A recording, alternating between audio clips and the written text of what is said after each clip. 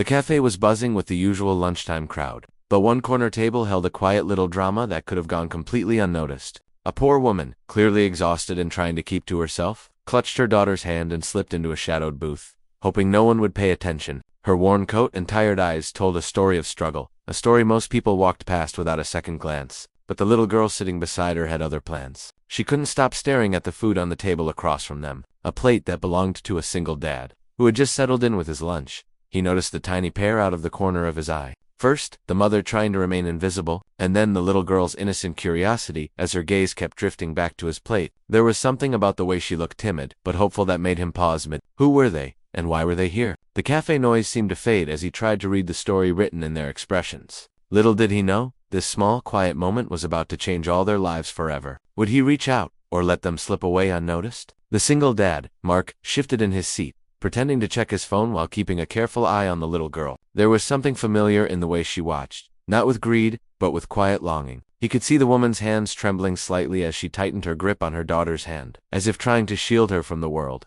He wondered what had brought them here, to this small cafe on a busy street. Life had taught him that people carried invisible burdens, and he had no doubt this mother and child had theirs.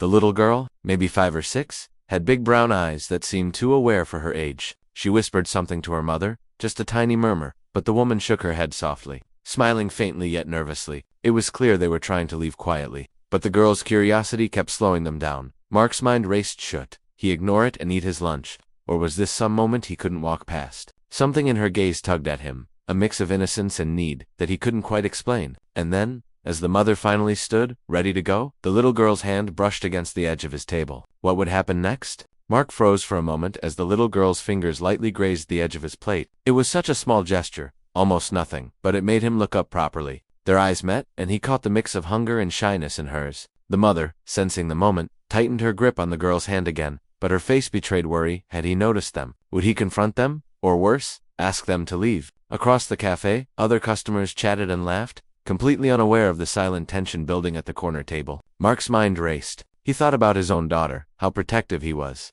how he couldn't imagine going hungry or feeling invisible in the world. He imagined what it must be like to be that little girl, polite, cautious, yet unable to hide her needs. The mother glanced around, trying to make a decision. Should they just leave now and avoid trouble, or take a chance on someone showing kindness? Her backstory flickered in her mind, the layoff that had emptied her savings, the small apartment she could barely afford, the nights she cried quietly so her daughter wouldn't hear. Mark pushed his plate slightly forward, a subtle gesture he wasn't sure she would notice. He didn't speak, but his eyes asked a question. Do you need help? Would she trust him enough to respond? The little girl's eyes widened as she noticed Mark nudging the plate closer, and for a brief moment, her mother seemed frozen, caught between fear and hope. Every instinct told her to leave, to vanish before anyone noticed their struggle. But something in Mark's calm, gentle gaze made her hesitate. She whispered softly to her daughter, urging her to step back. But the girl's curiosity and hunger overpowered her caution.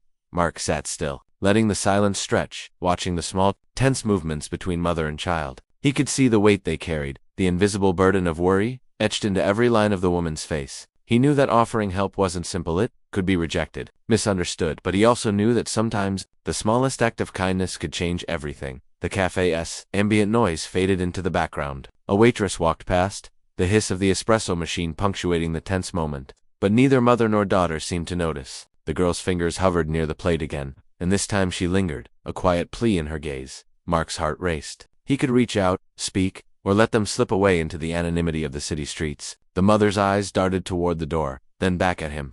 Torn between pride and desperation, would she take the risk and trust a stranger, or vanish before the moment passed? The answer hung in the air, fragile and uncertain.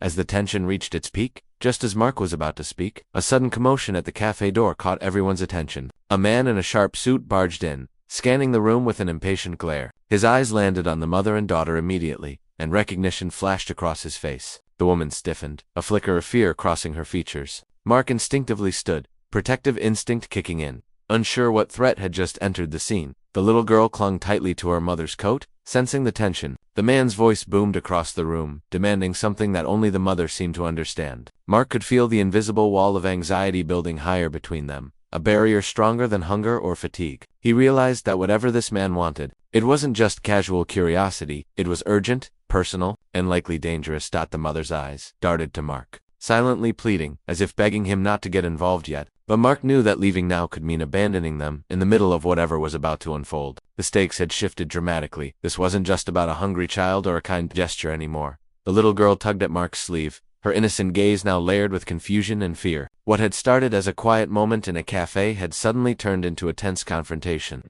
and no one could predict how it would end. Mark stepped forward cautiously, his voice calm but firm. "Is everything okay here?" he asked, keeping his eyes on the man in the suit. The mother's hand squeezed her daughter's tightly, as if bracing for a storm. The man's glare softened slightly, but there was still tension in his stance. "She doesn't belong here," he said sharply, "and she needs to come with me." The mother shook her head, standing her ground for the first time. "No," she said quietly but resolutely, "I won't let you take her." Mark could see the fear in her eyes, but also a strength that surprised him. The little girl looked up at Mark, wide-eyed as if silently asking him to help. Mark knew he had to act. He gently offered a chair for the girl to sit closer to him and the mother, giving them a small shield of safety. Then, with a steady voice, he spoke to the man. "Look, whatever this is, you don't get to threaten them here. If there's an issue, we'll handle it calmly. But no one is leaving scared." The man hesitated, clearly not expecting resistance.